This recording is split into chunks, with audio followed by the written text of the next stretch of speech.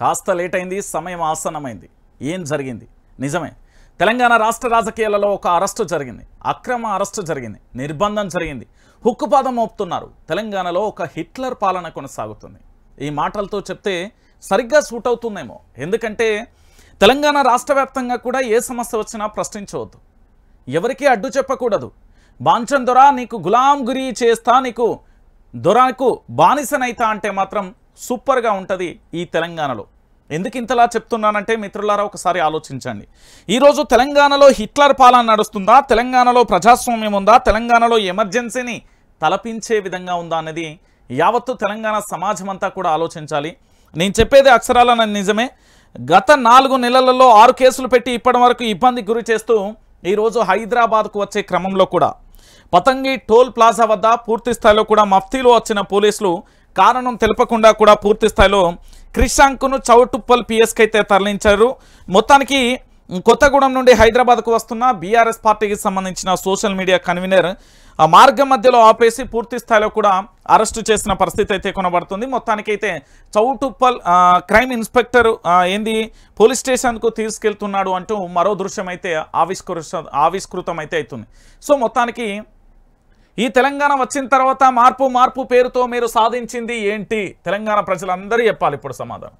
నేను ఒక్కనే కాదు, కాంగ్రెస్ పార్టీకి ఓటేసిన వాళ్ళందరూ చెప్పాలి.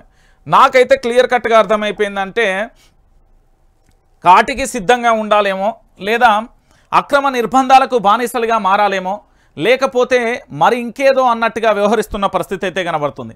ఎందుకు నేను ఈ విషయాన్ని చెప్తున్నానంటే కేవలం 100 రోజుల పరిపాలన కాదు, 150 రోజుల పరిపాలన పూర్తయిపోయింది. మీరందరూ పూర్తి స్థాయిలో కాంగ్రెస్ పార్టీకి నేను ఓటు వేసిన ప్రతి ఒక్కరూ కూడా ఇప్పుడు ఆలోచించుకోరు.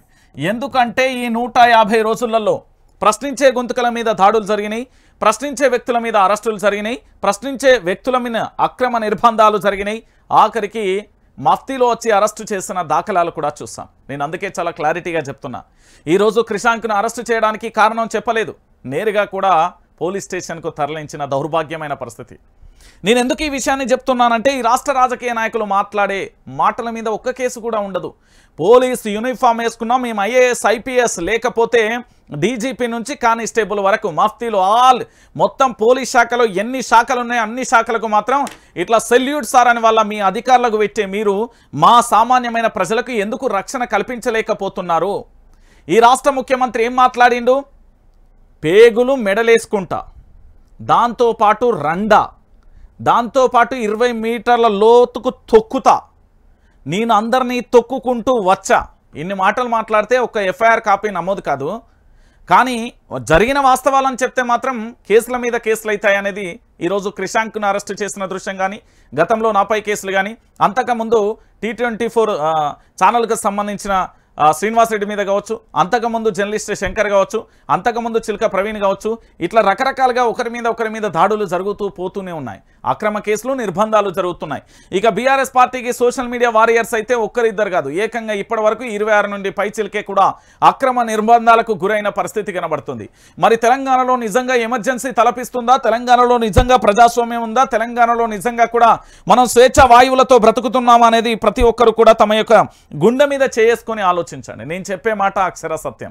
ఎందుకు ఈ మాట చెప్తున్నానంటే వచ్చిన తెలంగాణలో ఇంత గోసపడుతూ ఇంత అన్యాయానికి ఇంత బలి కావాల్సిన అవసరం మనకేంటి?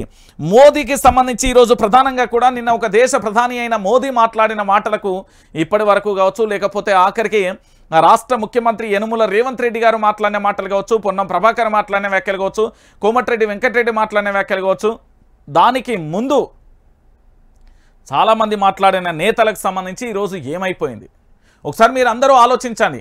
కరుడు గట్టిన ఉగ్రవాదుల కంటే తీవ్రమైన ఆలోచనతోని వాళ్ళు మాట్లాడే పరిభాష దిగజారుడుతనాన్ని తలపిస్తుందా లేదా? ఈ తెలంగాణలో అరెస్ట్ల పర్వం దేనికి సంకేతం అనేది కూడా మీరందరూ కూడా ఆలోచించాల్సిన విషయం. నేను ఎందుకు ఈ విషయాన్ని చెప్తున్నానంటే మీరు కాంగ్రెస్కు ఓటు వేసిన ప్రతి ఒక్కరూ కూడా ఈరోజు ఓ పక్కన రైతులు ఇప్పటి వరకు దాదాపుగా 300 మంది వరకు అసలు బాసిన పరిస్థితి, ఆటో డ్రైవర్ల బ్రతుకులు ఆగమైపోయినాయి. దాంతోపాటుగా ఇంకా చెప్పాలి అంటే కరెంటు కోతలు, పంటలు ఎండిపోయిన పరిస్థితి, ఇంకా లోపలికి వెళ్తే కనీసం ఎక్కడ చూసినా కూడా దుర్భరమైన జీవితాన్ని అనుభవించాల్సిన పరిస్థితి ఏర్పడింది. ఎస్, ఓ తెలంగాణ బిడ్డ నీకే చెప్తున్నా, కేంద్ర పాలిత ప్రాంతంగా హైదరాబాద్ కావాలా నీకు? లేదా తెలంగాణ రాష్ట్రానికి రాజధాని హైదరాబాద్ కావాలనా? నువ్వే నిర్ణయించుకో. నీ ఓటు పదునైన ఆయుధం. దానితో చేసే యుద్ధం స్వారీ ఏ విధంగా ఉండాలంటే వణుకు బుట్టాలే ఒక్కొక్కరికి. నేను మళ్ళీ చెప్తా ఉన్నా, ఈరోజు తెలంగాణలో ప్రజాస్వామ్యం ఉందా అంటే లేదు. ఎమర్జెన్సీని తలపిస్తుంది. నాకు తెలిసి హిట్లర్కు మించిన బాప్ లెక్క రేవంత్ రెడ్డి పరిపాలన కొనసాగుతుంది అని చెప్పడంలో ఎలాంటి డౌట్ లేదు. ఈరోజు మేడే అంటే మీ అందరికీ తెలుసు కదా, శ్రమజీవుల హక్కుల అని పాటలు పాడమంటే మస్తు పాడతారు, కానీ శ్రమ దోపిడీ జరుగుతూ ఉంటే కూడా మాట్లాడరు. ఎందుకు మాట్లాడతాం? మాకేం అవసరం? చెప్పేటి అని నీతు సూత్రాలు, చేసేటి అని లంగ పనులు. ఈ రాజకీయ వ్యవస్థ మారాల్సిన అవసరం ఎంతైనా ఉంది. ఈ రాజకీయ నాయకులకు సంబంధించి ఈరోజు వరుసగా కూడా అరెస్టులను చూస్తే నాకే భయం అనిపించింది. ఎట్లా అంటే, అయ్యో ఇది తెలంగాణలో లేకపోతే కిమ్ పరిపాలనలో ఉన్నామా? అదేది ఉత్తర కొరియా దక్షిణ కొరియా ఉంటుంది కదా, ఆ దేశంలో ఉన్నామా? కిమ్ రాజ్యం నడుస్తుందా అన్నట్టుగా ఉన్నది. గింత దారుణమా? రాజకీయ నాయకుడు మాట్లాడే భాష చూస్తే రండా అంటాడు, పేగులు మెడలేసుకుంటా అంటాడు, తొక్కుతా అంటాడు, బొండికాయ విసుకుతా అంటాడు, తొక్కితే 20 మీటర్ల లోతుకు పోతుంది అంటాడు. ఏంది భాష? ఎవని కోసం ఈ భాష? ఇంకో పక్కన నా దళిత బిడ్డలకు సంబంధించి ఓ పెద్ద మనిషి మాట్లాడింది ఎంత వైరల్ అవుతుందో కూడా మీ అందరికీ తెలిసిన విషయమే. ఈరోజు తెలంగాణ రాష్ట్ర వ్యాప్తంగా కూడా కొన్ని అంశాలైతే మీ అందరికీ చెప్పే ప్రయత్నం అయితే చేస్తా. వాస్తవాలను అందరూ కూడా గ్రహించండి. ఎందుకంటే తెలంగాణ బిడ్డలారా మళ్ళీ చెప్తా ఉన్నా, ఒక్కసారి ఇప్పటికే మనం చాలా రకాలుగా ఇబ్బందులు పడ్డ పరిస్థితి కనబడ్డది. రేపు భవిష్యత్తులో కూడా ఇదే పరిస్థితి వస్తే ఏంటి అనేది కూడా ఆలోచించాల్సిన పరిస్థితి ఏర్పడుతుంది. నేను ఒక తెలంగాణ ద్రోహి బహిరంగంగా లేఖ రాస్తే ఎట్లుంటుంది, దాంతోపాటు ఇంకేం జరుగుతుంది అనేది కూడా చాలా అంశాలు కూడా మీతో మాట్లాడాలి. లేకపోతే ఈ తెలంగాణ రాష్ట్రానికి సంబంధించి ఇప్పటి వరకు ఏం జరుగుతుంది, దాంతోపాటు గ్లోబల్ ప్రచారం ఏంది, ఇలా చాలా రకాలుగా చెప్పుకుంటూ పోతే తెలంగాణ రాష్ట్ర వ్యాప్తంగా అనేక సమస్యలు కూడా పేరుకుపోయాయి. ఆఖరికి జిల్లాల కుదింపు కూడా కొనసాగుతున్న ప్రక్రియ. ఇంకోవైపున నెర్రలు బారిన ఈ నేలను దేశానికి అన్నపూర్ణగా మారిన తెలంగాణ రాష్ట్రం ఏమైపోతున్నది, ఇలా సమస్యలు ఎన్నో కూడా కనబడుతున్న పరిస్థితి కనబడుతుంది. కానీ ఇక్కడ ఏం జరుగుతున్నది, కేవలం అరెస్టులు చేయాలి, నిర్బంధాలు చేయాలి అంటూ చాలా రకాలుగా ఇబ్బందులు పెట్టే ప్రయత్నం చేస్తున్నారు నా తెలంగాణ సమాజాన్ని. దయచేసి మీరందరూ కూడా ఆలోచించండి. నేను మళ్ళీ చెప్తున్నా, నిర్బంధాల నుంచి తట్టుకొని వస్తున్నా కాబట్టి మళ్ళీ చెప్తున్నా. ఈరోజు నా ఇంటి వరకే సమస్య వచ్చిందని క్రిషాంక్ ఒక్కడే అక్కడ ఆగిపోతే రేపు మన ఇంటి వరకు సమస్య వస్తే మనకెవరు దిక్కు అనేది కూడా ఆలోచించండి. దయచేసి చెప్తున్నా, రాజకీయ నాయకులు రజకన్న గోకర్ణ విలువిద్యలు నేర్చిన బహుశాలులు, వాళ్ళు ఊసర వెళ్ళి అన్న రంగు మారుస్తుందేమో కానీ దానికి బాపులు వీళ్ళు. గుర్తుపెట్టుకోరు తెలంగాణ బిడ్డలారా. నేను మళ్ళీ చెప్తా ఉన్నా, వైఆర్ టీవీ తెలుగు న్యూస్ ఛానల్కి సంబంధించి చాలా క్లారిటీగా కూడా దాదాపుగా 24,000 వీడియోలు అప్లోడ్ చేసిన ఈ తెలంగాణ ప్రాంతానికి ఏం జరిగినా కూడా పోరాటానికి చేయడానికైతే నేను సిద్ధంగా ఉన్న పరిస్థితి కనబడుతుంది. ఇంకొక అంశం ఏంటంటే, ఇక్కడ దాదాపుగా ఇప్పటి వరకు తెలంగాణ రాష్ట్ర రాజకీయాలలో తెలంగాణ రాష్ట్రానికి క్యాన్సర్ ఏమైనా సోకిందా, దాన్ని శస్త్రచికిత్స చేద్దామా, లేకపోతే అంతటితోనే ఆపేద్దామా, ఇక్కడితోనే ఆపేద్దామా అనేది కూడా మీరే ఆలోచించరు. ఒక్కరా ఇద్దరా తెలంగాణ బిడ్డలు అసురులు బాసిన 1200 మంది విద్యార్థులు ఒకవైపు కనబడతా ఉంటే, వచ్చిన తెలంగాణలో అక్రమ కేసుల బనాయింపుతోని మరికొందరు కనబడతా ఉంటే, ఇంకోవైపేమో నీచమైన రాజకీయాల కోసం, స్వార్థ రాజకీయాల కోసం బెదిరింపులకు, దాడులు, అక్రమ కేసులు బనాయించి ఈరోజు నా తెలంగాణను, నా తెలంగాణ తల్లిని కన్నీళ్లు పెట్టుకుంటుంది. నా తెలంగాణ తల్లి కళ్ళల్లో కన్నీళ్లు కాదు, రక్తపు ఏరులై బారుతున్నాయి. నా తెలంగాణ తల్లి ఇప్పటికీ కూడా ఆగ్రహ జ్వాలలతోనే ఉంది.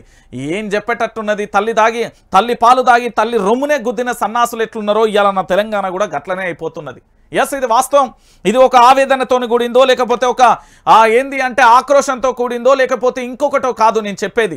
నా తెలంగాణలో బందీకారులుగా మారిపోయిన పరిస్థితి. నాడు కల్వకుంట్ల చంద్రశేఖరరావు ఉంటే అయ్యానిది దొరపాలన అన్నాడు. మరి ఇవాళ రేవంత్ రెడ్డి వచ్చిండు, వానయ్య బాపులు ఎక్కున్నాడు. మరి ఏంది పరిస్థితి ఏంది? కేసీఆర్కు మించి అంటారు కదా, నేను కేసీఆర్తో పోలోను రేవంత్ రెడ్డి. కేసీఆర్ అనే వ్యక్తి ఒక హీరో, అది చరిత్ర, అదొక చరిష్మా, అది పక్కన పెడదాం. ఈయన హిట్లర్ బాబు కంటే అధ్వానంగా ఉన్నాడు. మరి ఏం చేద్దాం? ఇంత అన్యాయమా? ఏదైనా ఒక పోస్టును షేర్ చేసినా కేసులే, ఆయన మొబైల్ గుంజుకుంటారు, ఆయనను ఇబ్బంది పెడతారు. ఇంకా ఎన్ని రోజులు మీ యొక్క దుర్మార్గమైన పాలన? ఈ పాలనకు చరమగీతం పాడాల్సిన అవసరం లేదా? మనం ఏదైనా సినిమాలకు పోతేనే చరమగీతం పాడాలి అంటారు, పొగ, దగ్గు, క్యాన్సర్కు. మరి అలాంటప్పుడు ఇప్పుడు దీనికి చరమగీతం పాడితే తప్పేంటి అనేది కూడా మీరు కూడా ఆలోచించుకోరు తెలంగాణ బిడ్డలారా. నేను ఈరోజు ఒక అంశాన్ని తీసుకొచ్చిన, ఏంది అంటే ఈ దేశానికి సంబంధించిన ప్రధాని నరేంద్ర మోడీ, మీ అందరికీ తెలుసు, దేశానికి సంబంధించిన ప్రధాని నరేంద్ర మోడీ ఏం మాట్లాడిండు అనే అంశం మీకు క్లియర్ కట్గా అర్థం కావాలి. దయచేసి తెలంగాణ బిడ్డలారని మళ్ళీ చెప్తున్నా.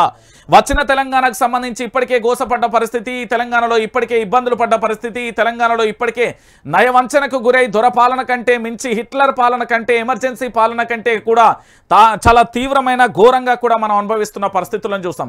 కాబట్టి నేను చాలా క్లారిటీగా చెప్తున్నా. ఇక్కడ ప్రధాని నరేంద్ర మోడీ మీరు మళ్ళీ చూస్తున్నారు కదా, ప్రధాని నరేంద్ర మోడీకి సంబంధించి పూర్తి స్థాయిలో ఏం మాట్లాడిండు ఏం కథ అంటే ఒక దేశ ప్రధాని మాట్లాడిండు. ఇదే మరి దీని గురించి రంజిత్ మాట్లాడితే నా మీద ఆల్రెడీ ఇప్పుడు CCSలో ఇంకొక కేసు నమోదవు. మరి దేశ ప్రధాని మాట్లాడిండు కదా, మరి ఎవరి మీద కేసు పెడదాం?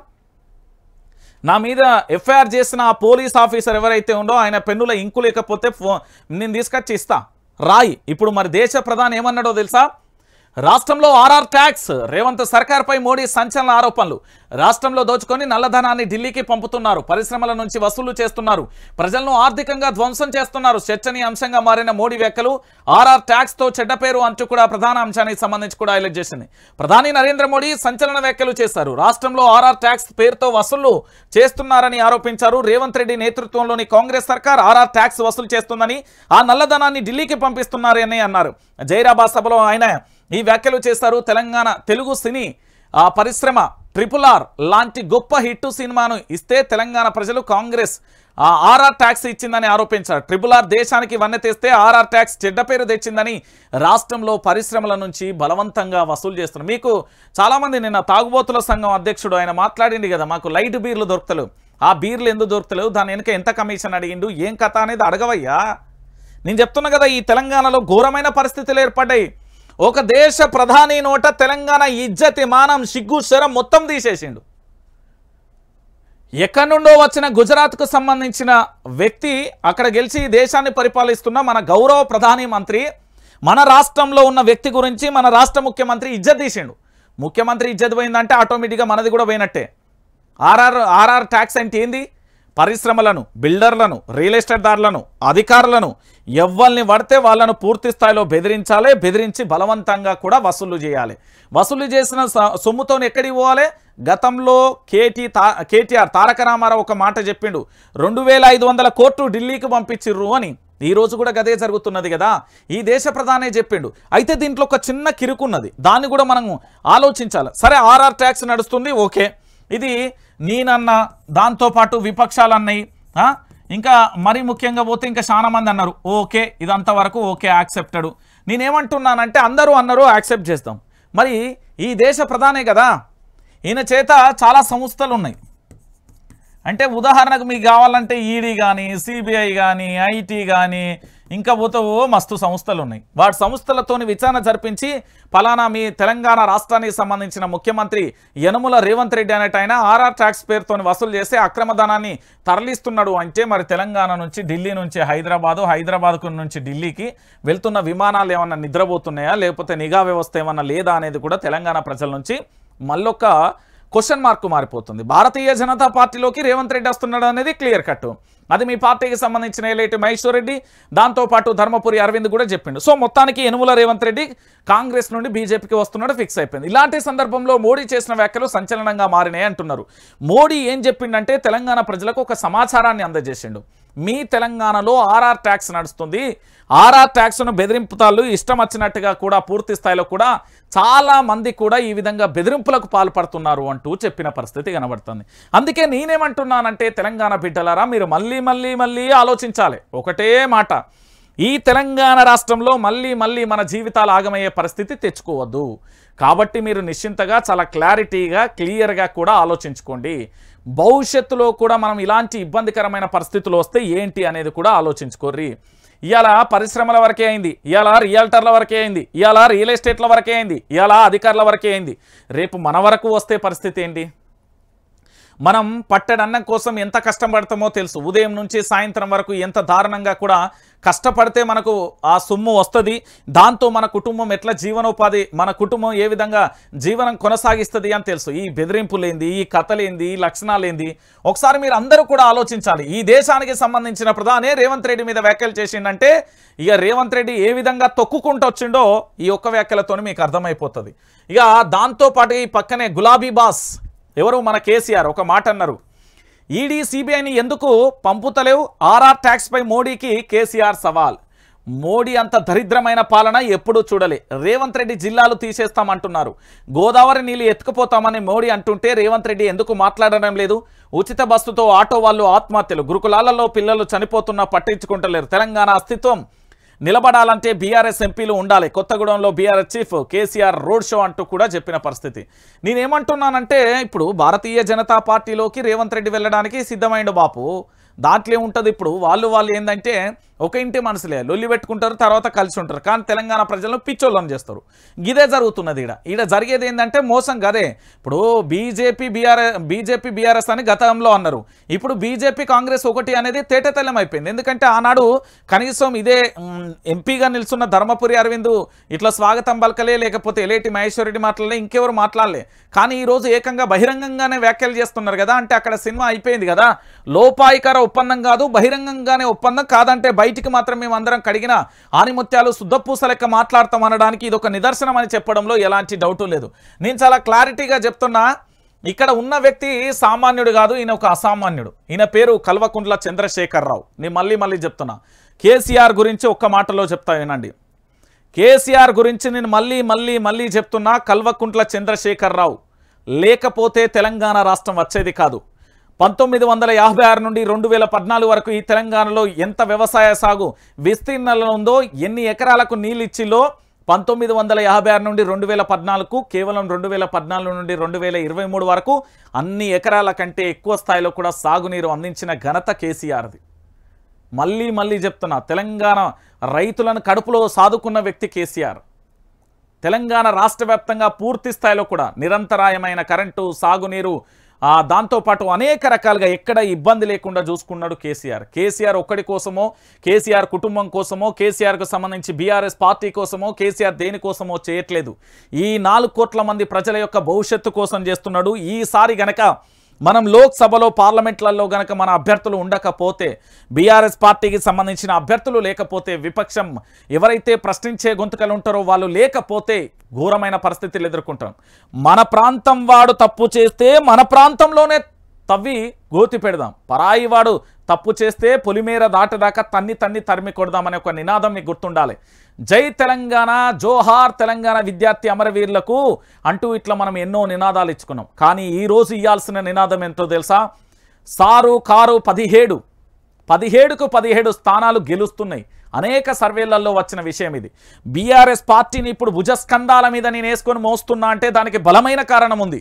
ఆర్థిక వనరులో, లేకపోతే నా భవిష్యత్తు, లేకపోతే నన్ను పెడుతున్న టార్చర్లో, నా మీద అక్రమ కేసులో వీటికి భయపడి కాదు, లేకపోతే వాటి విషయంలో కాదు. నేను ఒకటే చెప్తున్నా. 100 రోజులలో 6 గ్యారంటీలు అమలు కావని చదువుకున్న ఏ ఒక్క వ్యక్తికైనా చదివితే అర్థమవుతుంది. దాంతోపాటు ఎవరైనా ఒక రాష్ట్ర ముఖ్యమంత్రి కానీ ఇంకెవరైనా కానీ దేవుళ్ళ మీద ఓట్లు వేయాల్సిన అవసరం లేదు. నా పదవికి నేను రాజీనామా చేస్తా, యనమల రేవంత్ రెడ్డి అనబడే నేను ఆ పెద్దమ్మ తల్లి మీదనో, నా పక్కనే ఉన్న రామప్ప దేవాలయం మీదనో, 1000 స్తంభాల కాడ గుడికాన్నో, లేకపోతే మల్లన్న మీదనో, లక్ష్మీ నరసింహస్వామి మీదనో, అన్నారం షరీఫ్ దగ్గరనో, లేకపోతే ఇంకెక్కడనో ఓట్లు వేయాల్సిన అవసరం లేదు. నిజంగా తాను గనక అన్ని పనులు చేయదలుచుకుంటే, చెయ్యాలి అనుకుంటే నిజంగా కూడా నేను రాజీనామా చేస్తా అని హరీష్ రావుకి ఎందుకు చెప్పలేకపోయిండు? గుర్తుపెట్టుకోరి. తెలంగాణలో కేసీఆర్ అనే వ్యక్తి ఉన్నంతకాలం, బహుశా నాకు తెలిసినంత వరకు ఈయనున్నంతకాలం మాత్రం తెలంగాణకి ఏం కాదు. కేసీఆర్కు బీఆర్ఎస్ పార్టీకి ఇప్పటికే అంత కొడితే 300 రోజులు కూడా కాలే, తిప్పి కొడితే 200 రోజులైనాయి అనుకుంటా బహుశా.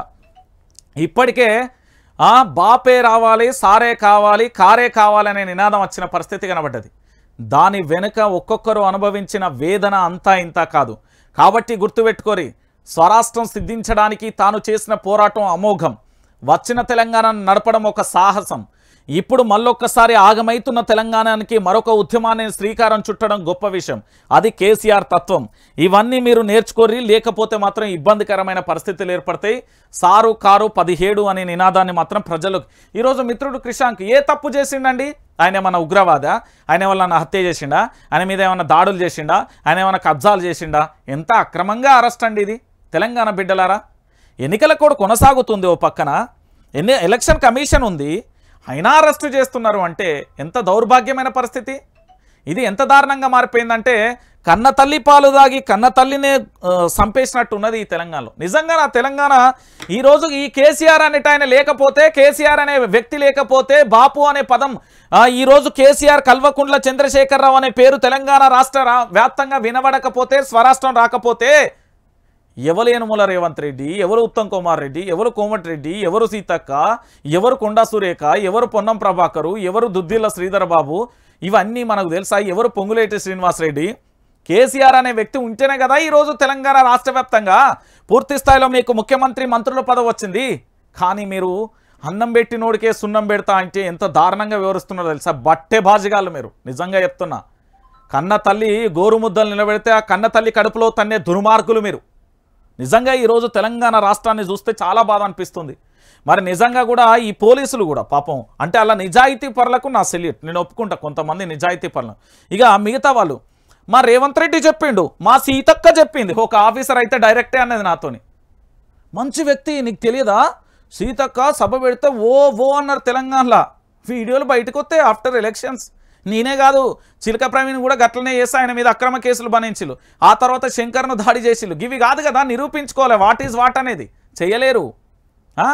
పొంగులేటికి సంబంధించి, మా కోమటిరెడ్డికి సంబంధించి, ఉత్తమ్ కుమార్ రెడ్డి, పొన్నం, దుద్దిల్ల శ్రీధర్ బాబు, వీళ్ళందరూ ఎంతవరకు ఫ్రాడింగ్ చేసిలు అనేది నా చేతిలో లేదు. ఈ రాష్ట్రానికి తొలి ముఖ్యమంత్రి కల్వకుంట్ల చంద్రశేఖరరావు దగ్గర మీ జాతకాలు ఉన్నాయి. ఎన్ని పేజీల్లో తెలుసా? లెక్క పెట్టుకో. నువ్వు కేవలం వచ్చింది 100 రోజులే, కానీ మీ జాతకాలు 525 పేజీల లెక్క ఉన్నది. 525 పేజీల లెక్క సాక్ష్యాధారాలతో సహా పెన్ డ్రైవ్లో కల్వకుంట్ల చంద్రశేఖరరావు దగ్గరనే. రాని అధికారం అందరు లోపలికి పోతే నన్ను అడుగురి, పక్కా లోపలేస్తాడు. ఏంది ప్రశ్నించొద్దా?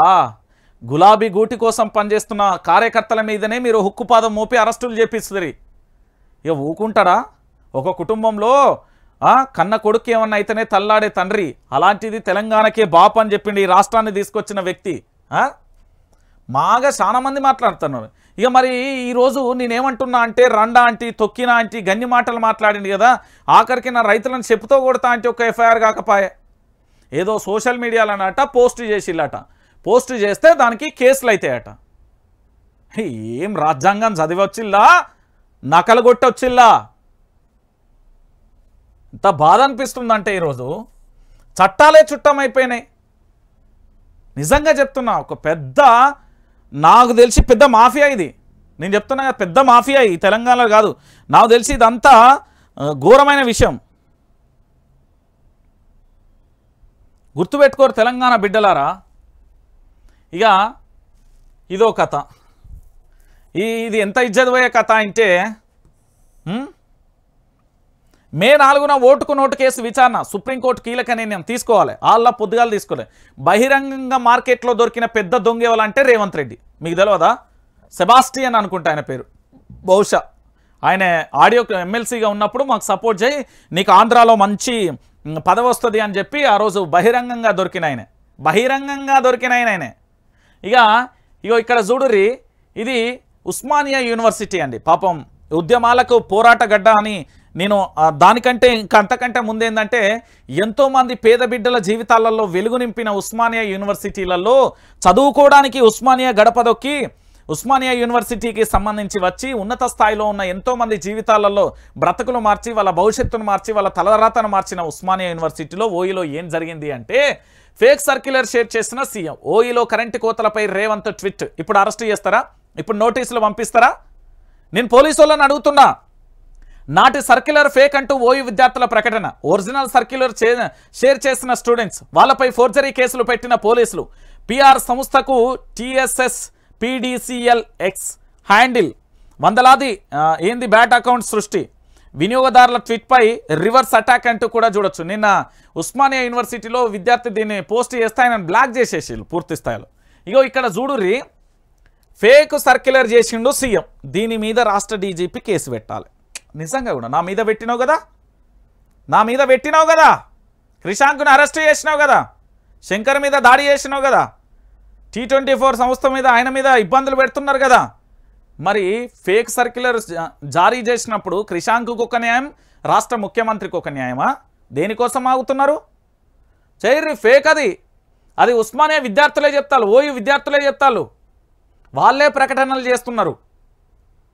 అరే రే రే రాష్ట్ర ముఖ్యమంత్రి మాత్రం తప్పుడు కథనాలను షేర్ చేయవచ్చట, కానీ మనం నిజాలని చెప్తే మాత్రం ఒళ్ళు మండుతుందట, వ్యవస్థతోని మనల్ని ఇబ్బందులు పెడతారట. అయ్యో ఇది రేవంత్ రెడ్డి గారి రేవంత్ రెడ్డి గారి రాజ్యంలో నడుస్తున్నది ఏంది? ఇది నడుస్తున్నది. నేను చెప్తున్నా కదా భయంకరంగా ఉంటుంది. చూడురి మీరే, చేసింది తప్పుడు సర్క్యులర్ చేసిండు. దీని మీద ఇప్పుడు మనం ఒక వీడియో చేయగానే రంజిత్ నువ్వు ఎట్లా పెడుతావు, నీ దగ్గర ఏం సమాచారం ఉంది, సంసారి పొక్కలెక్క మాట్లాడుతున్నారు. అందులో నిజాలు లేని నేను మాట్లాడిందంతా పేపర్లు వచ్చిందేమో అని కళ్ళు దొబ్బినాయా, లేకపోతే కేసీఆర్ పెట్టిన కంటి వెలుక్కు పోయి చూపెట్టుకోరు. మిత్రుడు క్రిషాంక్ ఏ తప్పు చేసిండు? ఇవాళ క్రిషాంక్ ఏ తప్పు చేసిండు? నిజాన్ని నిర్భయంగా చెప్తే కేసులా? ఏం ఆ ఉద్యోగాలు లేకున్నా మంచిది. నాకైతే నేను అడక్క తింటే అవసరం అయితే, లేకపోతే ఒక టీ కొట్టు పెట్టుకుంటా, లేకపోతే ఏదన్నా ఒక పాష్ పని చేసుకుని ఆయన బతుకుతా. కానీ మరీ ఇంత దారుణంగా ఒక వ్యక్తి యొక్క జీవితాన్ని సర్వనాశనం చేసే లాఠీ ఎందుకయా మీకు? ఫేక్ సర్క్యులర్ చేసి ఈయన మీద సీఎం మీద కంప్లైంట్ చేస్తా, నేను చేస్తా. మీరు ఎఫ్ఐఆర్ నమోదు చేస్తారా? సిసిఎస్లా ఎఫ్ఐఆర్ నమోదు చేస్తారా? నేను వస్తా, నేనే కంప్లైంట్ ఇస్తా. నా మీద కంప్లైంట్ చేయించండి కదా, ఎప్పటికైనా ఉంటుంది అది. ఇది ఎంత దారుణం అంటే చోటేబాయిని ఎందుకు క్షమిస్తున్నారు? కేంద్రంలో ఉండి ఏం చేస్తున్నారు? డబుల్ ఇంజన్ సర్కారు సహకరిస్తున్నాడనే ఆర్ఆర్ ట్యాక్స్ పై మోడీకి కేటీఆర్ ప్రశ్న. మరి ఎందుకంటే నీకు తెలియదా అన్న, వాళ్ళిద్దరు దోస్తులు, వాళ్ళిద్దరు కలిసిమెలిసి ఉంటారు. బీజేపీ కాంగ్రెస్ ఒకటేనే. అది చోటేమియా, ఇది బడేమియా చోటేమియా, గంతే ఏముంటాయి అలా. అన్నా నువ్వు మళ్ళీ రావాలి అని చెప్పిండు, పెద్దన్న లెక్క అని చెప్పిండు ఒక రాష్ట్ర ముఖ్యమంత్రి, ఒక కాంగ్రెస్ పార్టీ చీఫ్ మినిస్టర్ మాట్లాడే భాష అది. సహకరించకపోతే ఏం చేస్తారు? ఇగో ఈడ చూడుర్రి, రైతు కష్టం రోడ్డు పాలు. భువనగిరిలో నడి రోడ్డు పైన ధాన్యం పోసి నిరసన. వారం రోజులైనా ధాన్యం కొనడం లేదని ఆగ్రహం అంటూ కూడా చెప్పిన పరిస్థితి. ఏంది ఇలా బతుకులు? గోకారం సంఘం, మర్కట్పల్లి, దాంతోపాటు ఇటు భువనగిరి, ఎన్ని గ్రామాల ప్రజలు తెలుసా ఇబ్బంది పడుతున్నారు. ఏంది చెప్పు వీళ్ళ సంగతి ఏంది? రైతు నీ పాడుగాను నీ రాత అని ఏ మహానుభావుడు రాసిండో. నిజంగా కూడా 6 గాలు కష్టపడి జ్వరం వచ్చినా, కడుపునొచ్చినా, కాళ్ళు నొచ్చినా, ఏళ్ళు నొచ్చినా, రూపాయి ఉన్నా లేకున్నా, తినక, నిద్ర ఉన్నా లేకున్నా, కరెంట్ ఉన్నా లేకున్నా, విత్తనాలు ఉన్నా లేకున్నా, ఏదో ఒకటి చేసి రైతు పండించే అద్భుతమైన పంటకు కనీసం గిట్టుబాటు ధర ఇవ్వని దుర్మార్గమైన పాలన మనకు అవసరమా? ఎండ ఎట్లా కొడుతుంది, ఎంత డిగ్రీల ఉష్ణోగ్రత వస్తుంది. సీఎం ఏమో కార్లలో, హెలికాప్టర్లలో, విమానాలలో తిరుగుతాడు, కానీ నా రైతన్న భగభగ మండే రోడ్డు మీద కూకుంటాడు. ఇది మళ్ళా పరిపాలన, అద్భుతమైన పరిపాలన, ఊష్పే పాలన. నువ్వు నీ అరెస్ట్ల బుద్ధి మానంత వరకు ఈ కాంగ్రెస్ ప్రభుత్వం బతికి బయటపడతాయని అయితే అనుకో. అక్రమ కేసులు, అరెస్టులు నువ్వు ఏదన్నా ఉంటే ఏం చేయాలి? ఇగో నేను ఇది చేసిన, నీకు ఎంతమంది 345 ఇంటూ వాళ్ళు 700, అదొక 5,000 మంది సోషల్ మీడియా పనిచేస్తారు కాంగ్రెస్ కోసం. తెలుగుదేశం సోషల్ మీడియా పనిచేస్తుంది, తెలంగాణలో సోషల్ మీడియా పనిచేస్తుంది, వ్యక్తిగతంగా పనిచేస్తారు, పార్టీ కోసం పనిచేస్తారు. 5,000 మంది పనిచేస్తున్నారు. వాళ్ళల్లా ఈ రైతులకు ఇగో ఇట్లా జరుగుతుంది అని మీరు ముఖ్యమంత్రి కన్నా చెప్పరాదు రిజరా? పాపం పాడు. ఖచ్చితంగా ప్రకృతి సమాధానం చెప్తుంది. ఓ ఇంటర్వ్యూ చూసుండే రేవంత్ రెడ్డిది, చూస్తే నా కూతురు పెళ్లి రోజు నన్ను అరెస్ట్ చేసిళ్ళు, ఇప్పుడు కేసీఆర్ కూతురు కూడా జైలు పోయింది, ప్రకృతి సమాధానం చెప్పిందా? నువ్వు ఏ కేసులో అరెస్ట్ అయినావు? కవిత ఏ కేసులో అరెస్ట్ అయింది? ఈడీ అంటే తెలుసా? నేను ఒక నేషనల్ ఇంటర్వ్యూ ఏఎన్ఐ అనుకుంటా, బహుశా ఎన్డీటీవీ అయితే కాదు, ఏఎన్ఐలనే అరవింద్ కేజ్రీవాల్ ఒక మాట చెప్పిండు. ఏంది అంటే ఈడీ పెట్టే కేసులకు సంబంధించి దాంట్లో అరెస్టు చేయడానికి సాక్ష్యాధారాలు ఉండాలి అని చెప్తారు, కానీ ఈడీకి అలాంటిది లేదు. అందులో ఎఫ్ఐఆర్ అయితే చాలట, దాన్ని పూర్తి స్థాయిలో నిరూపించేంత నువ్వు నిర్దోషాన్ని తేలే వరకు జైలు ఉంటావట. అది ఈడీ, నేను చెప్పలే, అది ఢిల్లీ ముఖ్యమంత్రి కేజ్రీవాల్ చెప్పిన ముచ్చట. నేను చెప్తున్నా కదా, ఢిల్లీ ప్రజలారా కేజ్రీవాల్ని కాపాడుకోర్రి. ఇక CM Revanth sympathy game. Fake వీడియోల కేసులో కాంగ్రెస్ వాళ్ళకు నోటీసులు, తన పేరు లేకున్నా దాని చుట్టూరే రేవంత్ రాజకీయం, తన కోసం అమిత్ షా పోలీసులను పంపారనే ప్రచారం, రాష్ట్రానికి నిధులు అడిగితే ఓ నాయనని నువ్వు వచ్చే ఎన్ని రోజులు అవుతుంది, ఏమడిగినావు, ఏం కథ, ఏమడిగినావు? అమిత్ షా అట రాష్ట్రం కోసం నిధులు అడిగితే బెదిరించిండని కలరు. ఓ మా ఊళ్ళే నేను చిన్నప్పుడు పగటేషగాడు అన్నట్టు ఉండే, వానికంటే అధ్వానం తయారైపోయింది. ప్రజాస్వామ్యంలో ప్రశ్నించే హక్కు లేదా? వారెవ్వా రేవంత్ జీ ఇవాళ గుర్తొచ్చిందా ప్రజాస్వామ్యం? ఇప్పుడు గుర్తొచ్చిందా నీకు ప్రజాస్వామ్యం? రేవంత్ రెడ్డి కేసులకు భయపడతాడంటూ కేసులకు భయపడతాడా అంటూ ఎమోషనల్ డైలాగ్. ప్రజలలో వ్యతిరేకతతోనే సింపతి డ్రామా ఇదంతా దొంగ డ్రామా. చెప్తున్నా కదా, ఈ రాష్ట్రంలో ప్రజాస్వామ్యం ఉన్నదట. జర్నలిస్టు శంకర్ మీద దాడి జరిగినప్పుడు పోకపోతివి, శ్రీనివాసరెడ్డి మీద కేసులు అయినప్పుడు పోకపోతివి, నా మీద అయినా ఎందుకు అని అనుకోపోతే, నీ కుర్చీలో ఒక పీఠంలో నేను కూడా ఒక మూలకు ఒక ఉన్నది కదా కాలు. సిగ్గులేని మాటలు, సిగ్గులేని రాతలు, సిగ్గులేని వ్యవస్థ అయినది. నేను చెప్తున్నా కదా, అంత బూటకం ముచ్చట.